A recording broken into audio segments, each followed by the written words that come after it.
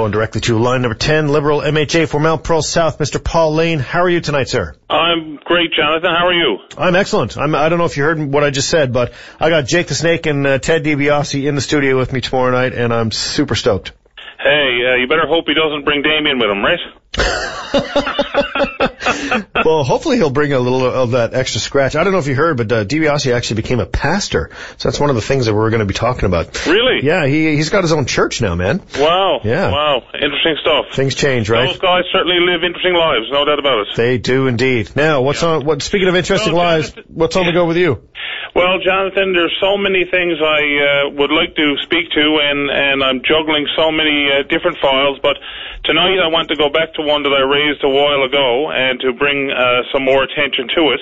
And that relates to, and it's interesting that you just had a call around from Central Waste, I believe. Yep. And so it kind of ties into that, coincidentally enough.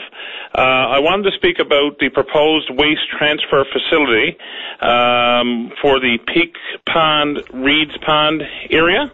Okay. And this was proposed now, I guess a couple of months ago. This issue came forward, and what the transfer site is, by the way, there's 6 others throughout the province. This would be the 7th and the final one, as I understand it. And basically, it's just an area so that people who live in the outlying areas have a location, a centralized location where they could, for example, drop off bulk garbage. Okay. And then from there, eventually would be transferred.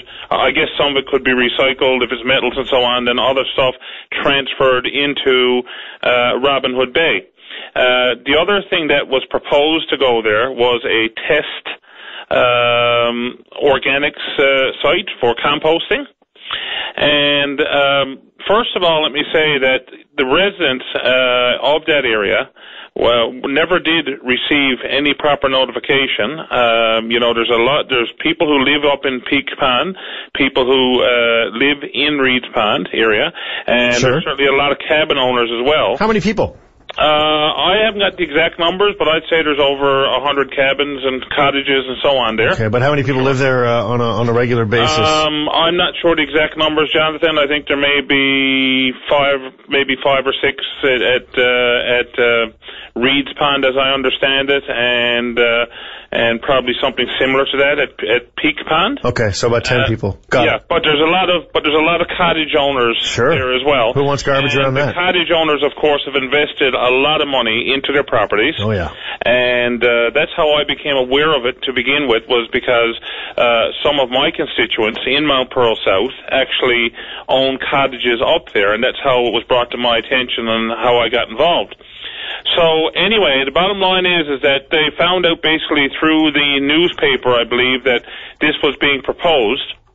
And to date, they still haven't had an opportunity, haven't had a public meeting, if you will, to be able to bring forth their concerns. Now, I have certainly stood up on my feet in the House of Assembly on numerous occasions now, presented petitions on behalf of the people, and not just people there. We're getting petitions coming in from people in Whitburn, Blaketown, Dildo, that whole area, because there's a lot of concerns about this proposed site. Nobody disputes the fact that a transfer site is needed. Garbage got to go somewhere, and yeah, I mean you have to have a place. The other alternate thing is that people spend half their day driving to one of the other waste facility sites, and that takes a lot of energy and effort, right?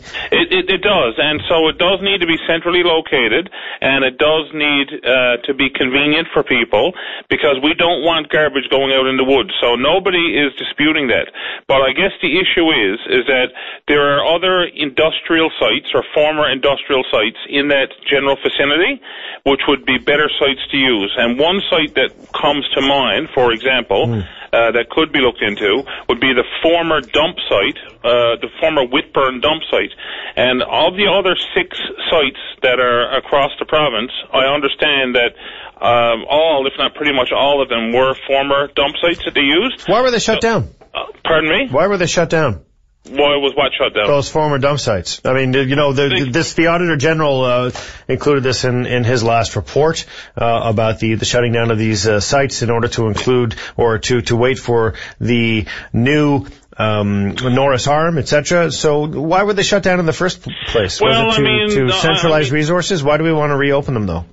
Well, see, the point is here is that what we're talking about here is that we had a number of dump sites all around the province. I can't remember the number, but there was a lot of them, and they were incineration sites and so on. Yep.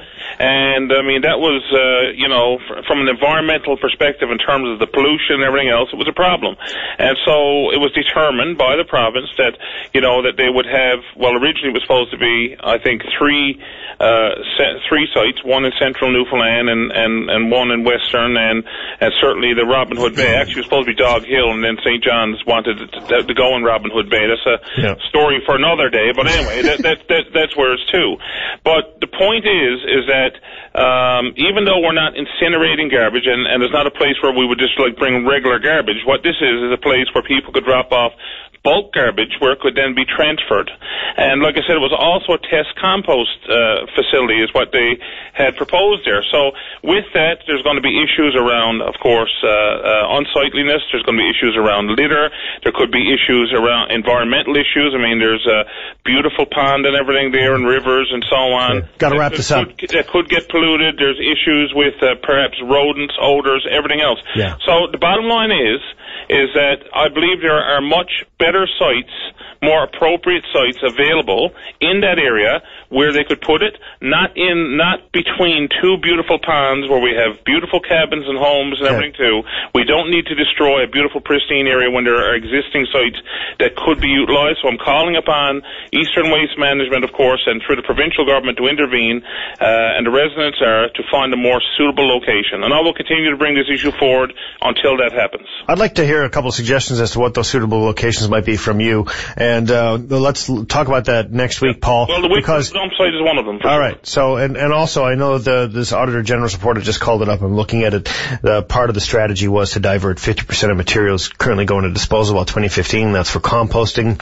Yep. Eliminate open burning at disposable sites by 2012. Here's the one. Reduce the number of disposable sites by 80% by 2020 and phase out the use of unlined landfill site by 2020. So this is obviously part of that strategy. So let's look for a solution. If they're reducing the number of disposal sites by 80%, where could this one go as opposed to around the Peak Pond area? You've got my nose tweaking for a mystery, but Paul, help me out. Let's look for some alternate sites. We'll talk about it next week. Absolutely. Jonathan, it was always a pleasure talking to you. Thank you for your time. Tremendous pleasure for you, sir, as well. We'll speak again. Take care. Okay. Bye-bye.